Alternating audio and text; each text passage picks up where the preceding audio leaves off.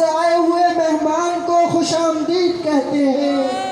وہ مہمان جو حضرت مکی کے ساتھ تشریف لاتے تھے، جو اس وقت مدینہ طیبہ کے اندر ناموس رسالت اور تحفظ ختم نبوت کا کام کر رہے ہیں، ڈاکٹر احمد علی سراج صاحب، ہم ان کو سرگودہ آمد پر دل کی اتھا گہرائیوں سے خوش آمدید کہتے ہیں۔ وہی ڈاکٹر احمد علی سراج صاحب جب پاکستان کے وزیر اعظم نے پہلی سیرت کانفرنس کروائی، ڈاکٹر احمد علی سراج صاحب نے وہاں کلمہ حق بلند کیا۔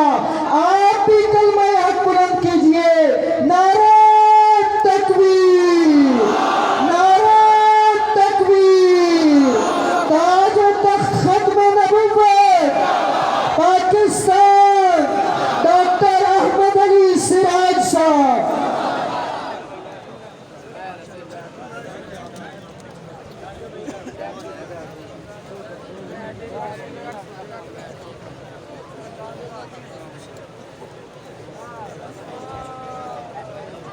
روشنی پڑھیں، درود ابراہیمی پڑھیں۔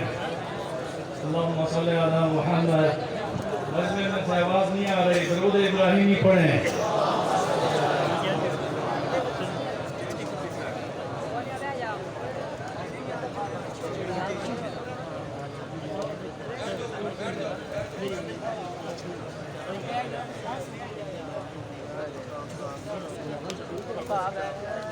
نحمده ونصلي على رسوله الكريم، أما بعد، فأعوذ بالله السميع العليم من الشيطان الرجيم، بسم الله الرحمن الرحيم، اللهم لك الحمد كما ينبغي لجلال وجهك وعظيم سلطانك، اللهم صل على محمد وعلى آل محمد، أفضل صلواتك بعدد معلوماتك وبارك وسلم۔ برادران اسلام، سرگودہ کی غیور عوام، مشایخ اعظام، علماء کرام، امیر انٹرنیشنل ختم نبوت مومنٹ حضرت مولانا محمد الیاس سینیوٹی صاحب دامت برکاتہم عالیہ، سیکرٹری جنرل پاکستان انٹرنیشنل ختم نبوت مومنٹ حضرت مولانا صاحبزادہ طاہر محمود قاسمی صاحب دامت برکاتہم عالیہ، پیر طریقت حضرت مولانا قاری غلام یاسین صدیقی صاحب استاد القرآ، حضرت مولانا احمد علی ندیم صاحب، حضرت مولانا قاری وقار احمد صاحب، اس گول مسجد کی ماشاءاللہ عظیم الشان اجتماع کو جو ہر سال منعقد ہوتا ہے اور جس کے منتظمین جن میں ابراہیم جودہ اور اس کے علاوہ ان کی پاور ٹیم، میں تمام اس اجتماع کے شرکاء کو اپنے امیر مرکزیہ حضرت مولانا ڈاکٹر سعید احمد نعمت اللہ صاحب کا پیغام اور حرم کعبہ میں دعاؤں کے ساتھ سلام پیش کرتا ہوں۔ میرے دوستوں اور بزرگوں، میں مدینہ منورہ طیبہ طاہرہ، شہر رسول دیار حبیب، گنبد خضرا کی رونق کی بہاروں کو سلام، سید کونین تیرے جانثاروں کو سلام، یعنی گردون نبوت کے ستاروں کو سلام۔ انبیاء کے بعد رتبہ ہے انہی کے نام کا، ان کی ہمت سے پھلا پھولا چمن اسلام کا، انہیں غازیوں کو شاہ سواروں کو سلام۔ میرے دوستو، وہ مدینہ جس کی غبار میں شفا ہے، غور کرو کیوں ہے؟ میرے رب نے اپنے نبی کا خمیر بھی مدینہ کی مٹی سے اٹھایا، پہنچی وہاں پہ خاک جہاں کا خمیر تھا جو شخص جہاں فوت ہوتا ہے، در حقیقت اس کا خمیر اسی مٹی سے اٹھایا جاتا ہے۔ یہ ختم نبوت کانفرنس دفاع صحابہ، عظمت صحابہ کے ساتھ ہے۔ جس رب نے میرے رسول کے خمیر کی مٹی مدینہ سے جس جگہ سے اٹھائی، وہاں ابوبکر عمر کی بھی اٹھائی۔ میرے دوستو، میں نے غور کیا کہ قادیانی پر ایمان لانے والا کوئی یہودی نہیں تھا، جبکہ وہ انہی کی پیداوار تھی۔ کوئی عیسائی کوئی لفافہ لے کر بھی یہ حکومت نے اسے کہا ہو کہ وہ عیسائی مذہب میں رہتے ہوئے مرزا کو نبی مانے، کوئی ہندو کوئی سکھ مرزا پر ایمان نہیں لایا، آپ خوش فہمی کا شکار نہ ہوں۔ جس کے دل میں رسول اللہ کی محبت نہیں ہوتی وہ قادیانی بن جاتا ہے۔ میں یہ فکر جملہ دے رہا ہوں، عظمت رسول پر ایک ہو کر ہاتھ اٹھا کر راحت کریں کہ ہم رسول اللہ کی ذات کو متنازع نہیں بنائیں گے۔ کھڑے ہو کر کہیں، امت میں اس بات کا کھڑے ہو جائیں، رسول اللہ کو متنازع بناؤ گے؟ آپ کی عظمت کے بارے میں کچھ سوچو گے؟ وَإِنَّكَ لَعَلَىٰ خُلُقٍ عَظِيمٍ أَنَا أَوَّلُ الْأَنْبِيَاءِ فِي الْخَلْقِ وَآخِرُهُمْ فِي الْبَعْثِ أَفْضَلُ الْخَلْقِ أَكْرَمُ الْخَلْقِ أَفْضَلُ الْخَلْقِ کہو محمد الرسول اللہ، زور سے کہو محمد الرسول اللہ۔ درود و سلام اس ذات اقدس پر جس پر اللہ اور اس کے فرشتے سلام بھیجتے ہیں۔ کب سے سلام ہے؟ کب سے سلام ہے؟ قاضی عیاض لکھتے ہیں کہ رب نے اپنی عبادت کرانے سے پہلے اپنے رسول پر سلام پڑھا تھا۔ آپ کہیں گے دلیل دو، جب عرش نہیں، کرسی نہیں، فرشتے نہیں، کچھ نہیں، اور ایک اللہ، کچھ بھی نہیں تھا تو کون تھا؟ ذرا زور سے آواز آئے، کچھ نہیں تھا تو کون تھا؟ اور جب اللہ کو مخلوق بنانے کا ارادہ ہوا، حضور نے فرمایا انا اول الانبیاء فی الخلق وآخرهم فی البعث۔ ہمارا یہ عقیدہ ہے متفقہ کہ رب ذوالجلال نے اول الخلق رسول اللہ کی روح اقدس کو پیدا کیا۔ فإنک بأعیننا، مدت میں وہ روح حضور کی اللہ کے سامنے تھی۔ ایھا النبی ورحمۃ اللہ وبرکاتہ۔ ہمیں زیادہ تشریح میں نہیں جانا چاہتا، اللہ کے سلام رسول اللہ پر میں غور کرتا ہوں کہ ختم نبوت کا یہ اساسی عقیدہ علماء میں کیوں ہونا چاہیے؟ مولانا الیاس چنوٹی صاحب ہمارے سفیر ختم نبوت حضرت مولانا منظور احمد چنوٹی رحمۃ اللہ علیہ اور خطیب یورپ ایشیا حضرت مولانا محمد ضیاء القاسمی رحمۃ اللہ علیہ یا دیگر ہمارے علماء ڈاکٹر خالد محمود صاحب، ہمارے امیر مرکزیہ ڈاکٹر سعید احمد عنایت اللہ صاحب، ہمارے سیدی مرشدی حضرت مولانا عبدالحفیظ مکی صاحب یورپ میں جا کر ہر جگہ جا کر ختم نبوت کا پیغام عوام میں کم دیا، علماء میں زیادہ دیا۔ بڑے دعوے سے کہتا ہوں، ختم نبوت کے کورس پہلے عوام میں ہوتے تھے یا علماء میں؟ علماء میں۔ کیوں؟ انہیں اس بات کا ادراک تھا کہ مرزا پر اعلامیہ اس کے ہاتھ پر بیعت کرنے والا کوئی چودھری نواب نہیں تھا، قادیان کی مسجد کا مولوی عبدالکریم تھا، جو امام مسجد کا قادیان تھا۔ اس نے کہا مجھے تو رات زیارت ہوئی رسول اللہ کی، انہوں نے کہا آپ نے فرمایا کہ آپ کی صفوں میں نبی بیٹھا ہے۔ اب علماء کو اس اساس عقیدے کی ختم نبوت کورس کرانے اور کرنے کی ضرورت ہے نہیں؟ بولو۔ ایک لفافہ جیل میں آیا اور اس نے قادیانی دجال کو نبی مانا۔ حکیم نور الدین کون تھا؟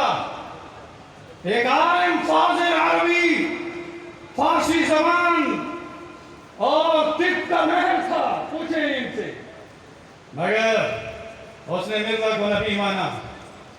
دیگر جنہوں نے بھی، قادیانیوں نے، اگر کسی نے لالچ میں، نوکری کے لالچ میں، چوکری کے لالچ میں یا کسی اور امیگریشن پرمٹ کے لالچ میں انہوں نے اگر قادیانیت منظور کی ہے تو میں اس نتیجے پر پہنچا ہوں کہ ایسے مسلمان خاندان کا جو بھی شخص قادیانی ہوا ہے اس کے سینے میں رسول اللہ کی محبت نہیں تھی۔ اس لیے اس بات کی ضرورت ہے کہ رسول کریم صلی اللہ علیہ وسلم کی محبت ہمارے سینوں میں پیدا ہو جائے، تو پھر یمن میں اسود انسی نے جب کہا کہ میں نبی ہوں تو صحابی نہیں تابعی تھا، صحابی نہیں تابعی تھا، اس کا نام ابو مسلم خولانی تھا، نام عبداللہ تھا۔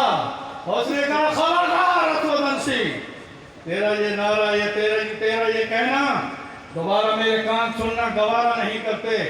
اسی پر امام ابو حنیفہ رحمۃ اللہ علیہ نے حضرت حبیب بن زید کی ختم نبوت کی پہلی شہادت اس انکار کے ساتھ تھی جب ان کے دونوں بازو اور دونوں ٹانگیں کاٹ دی گئیں اور لٹکتا ہوا وہ وجود نعرہ لگا رہا تھا لا نبی آبادی، اب کہو لا نبی آبادی۔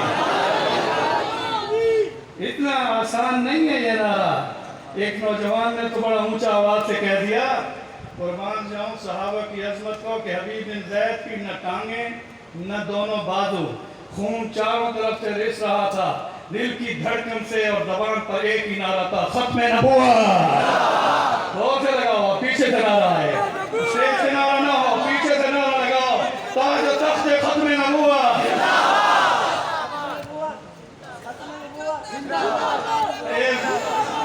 سرگودا والوں، شہینوں کا شہر ہے، میں سلام کرتا ہوں وہ کلا کو جنہوں نے 7 ستمبر 1974 کی تاریخ میں سب سے پہلا جلوس فیصل آباد کے تاجروں نے نکالا اور سب سے پہلا جلوس وہ کلا نے سرگودا سے نکالا تھا۔ میں اس موقع پر زیادہ وضاحت میں نہیں جانا چاہتا۔ ابو مسلم خولانی کو جن کے دونوں بازو باندھ لیے گئے، دونوں ٹانگیں باندھ دی گئیں اور انہیں پنگوڑے پر بٹھا کر اس کے بعد آگ جلائی گئی اور انہیں ان کا پنگوڑا آگ میں گر رہا تھا اور ادھر رسول اللہ کا میڈیا جبرائیل امین رسول اللہ کی خدمت میں جا رہا تھا۔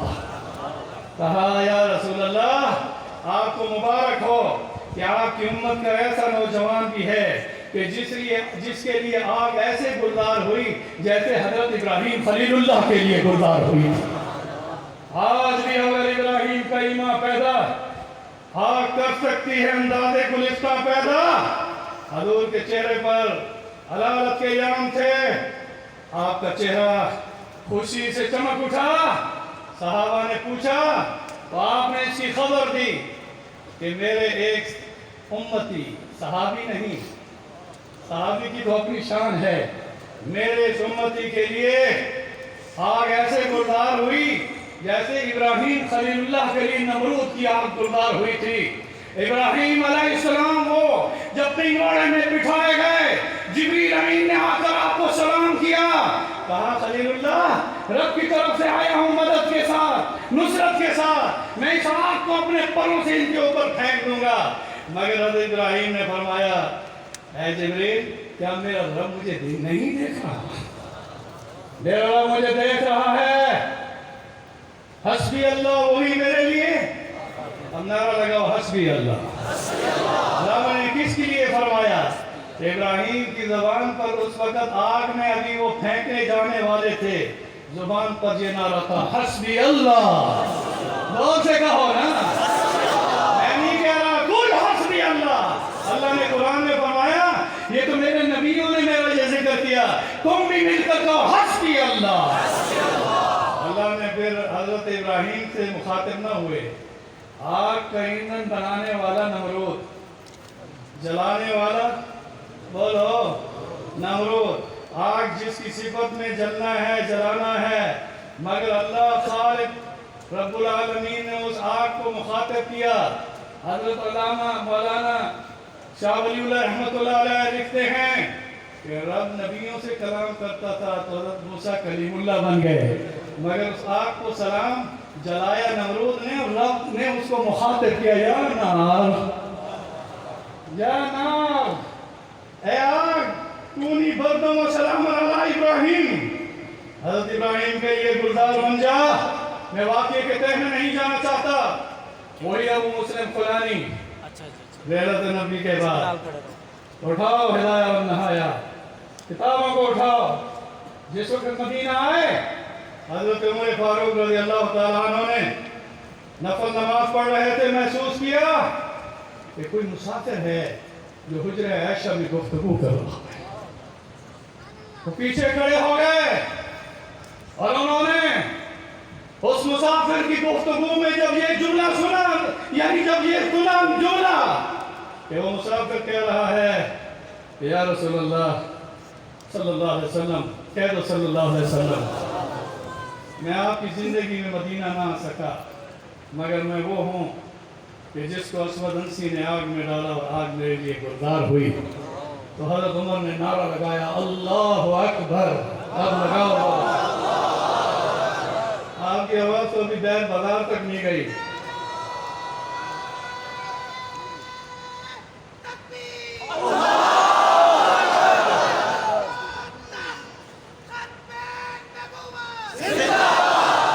میرے دوستوں میں زیادہ وقت نہیں لینا چاہتا.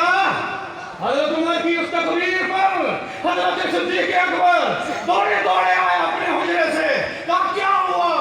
کہا اللہ کا شکر کریں کہ اللہ نے ہمیں اس شخص کی زیارت کرا دی جس کی خبر رسول اللہ نے دی تھی.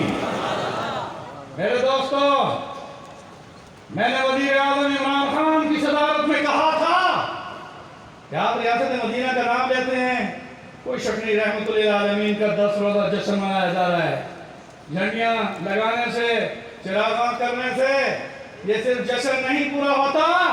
خوشی کے اظہار میں آپ کریں، ہم انکار نہیں کریں گے، مگر خلافت صدیقی میں ریاست مدینہ کا پہلا اجماع اس بات کے ساتھ ہوا تھا کہ جو مدعی نبوت جمامہ میں جس نے نبوت کا دعویٰ کر رکھا ہے، جسے رسول اللہ نے کذاب کہا ہے، مسلمہ دور سے کہو مسلمہ، اس کے لیے مدینہ سے لشکر گیا تھا. اس میں بدری صحابہ تھے، اس میں احد کے غازی تھے، اس میں 25 غزوات کے صحابی تھے. میں کیا بتاؤں، 56 سرائے میں جنہیں شہادت نہ ملی، 25 غزوات میں جنہیں شہادت نہ ملی. سلام ان صحابہ کو کہ ذات نبوت پر 1200 نے یمامہ میں اپنی شہادت پیش کر دی. ہم تو یہاں نعرہ لگانے میں اپنے آپ کو بڑے یعنی کہ سمجھتے ہیں خوش نصیب ہے کہ نعرہ لگا رہے ہیں. نعرہ تلواروں کے سائے میں لگایا گیا، 1200 کی شہادت کے ساتھ لگایا گیا، اور وہ نعرہ گونج رہا ہے اللہ اکبر. اللہ سے کہا اللہ اکبر. حضور جب تشریف لائے تو مولد نبوی کا وہ مکان آج بھی موجود ہے، مدتوں بند رہتا ہے. میں کئی بار اس میں قرآن پاک کی تلاوت کے لیے کئی بار بیٹھا. صاحب کتاب، وہ جو کتاب آپ کے سینے میں نازل ہوئی وہاں پڑھوں. ہم انتظار میں کھڑے ہوتے جس وقت کرونا وائرس سے پہلے وہ دروازہ کھلتا تھا تو اندر سے آج بھی خوشبو آتی ہے. میرے دوستو، کیسے میں مان سیرت کی ہر کتاب میں ہے کہ جب صبح سحری کا وقت ابھی نہیں ہوا تھا اور مغرب میں جب سورج غروب ہو گیا تو حضرت آمنہ کے گھر میں چراغ میں تیل جلانے کے لیے، چراغ جلانے کے لیے تیل نہیں تھا. تیل نہیں تھا کہ چراغ جلایا جائے، لیکن آمد مصطفیٰ میں اس بند کمرے کی دیواروں سے روشنی نکلی اور ام ایمن ایک دائیہ کو لے کر آئی. کیونکہ عظمت صحابہ کا بھی باب ہے اس میں. حضور کی ولادت میں جو دائیہ آئی اس کا نام شفا ہے، اور وہ عشرہ مبشرہ کے صحابی حضرت عبد الرحمن بن عوف کی ماں ہے. اس نے اپنی گود میں لیا. میں وقت نہیں ورنہ روشنی ڈالتا. مخدوم شدہ تھے، نام بریدہ تھے، دھلے دھلائے تھے، جھکے. چھینک آئی، دیواروں سے جرح مطلق کی آواز آئی. کیوں آئی؟ کیونکہ حضور نے فرمایا جب کسی مومن کو چھینک آئے، جب تک وہ الحمدللہ نہ پڑھے اسے جرح مطلق. اسی پر تمام علماء نے لکھا ہے کہ اگر آدم کو چھینک آئی تو ان کی پہلی کلام کیا تھی؟ زور سے کہو نا الحمدللہ. سبحان اللہ بہت پڑھتے ہو شعروں پر، کہیں الحمدللہ بھی پڑھ دیا کرو. حضرت آدم کو جب چھینک آئی، روح پھونکا گیا، آدم کا پتلا جنت میں پہنچایا گیا. رب نے اس کے چہرے کو اپنے ہاتھ سے بنایا، اس کی آنکھیں بنائی، شفتین بنائے، اور اس چہرے میں داڑھی کو رب نے اپنے ہاتھ سے بنایا. آپ سبحان اللہ کے ساتھ ذرا ہاتھ پھیر دو جن کے پاس داڑھی نہیں. کم از کم یہ سمجھ لیں کہ یہ داڑھی بھی آدم کی آنکھوں سمیت رب نے اپنے ہاتھ سے زور سے کہو. اب میں جملہ آگے دوں گا. جب اعلیٰ چہرہ اپنے اس اعلیٰ ہونے کے ساتھ بن گیا تو رب نے فرشتوں کو حکم کیا کہ اب یہ ادنا کے آگے نہیں جھکے گا, اس اعلیٰ کے آگے جھک جاؤ.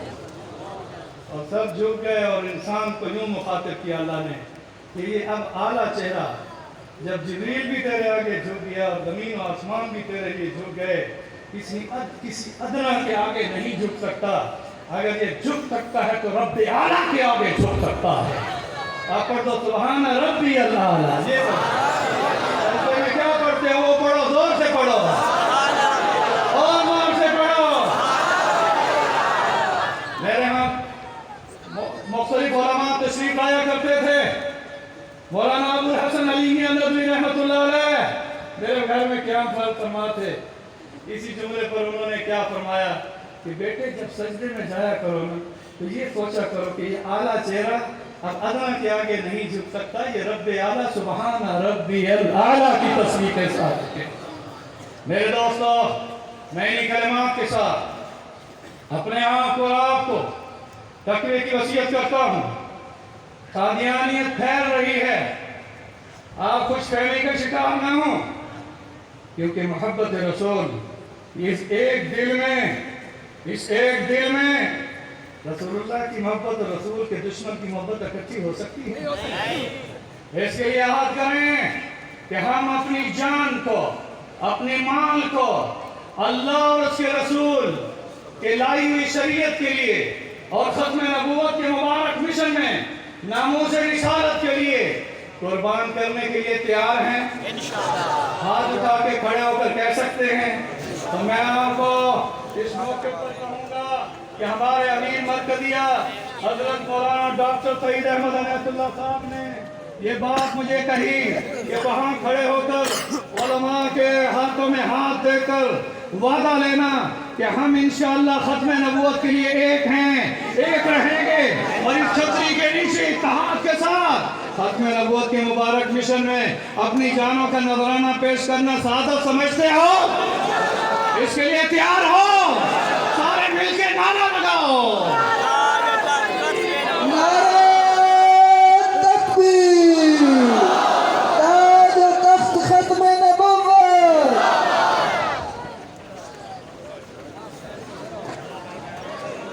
تشریف رکھیں جی, تشریف رکھیں. اللہ آپ کو جزائے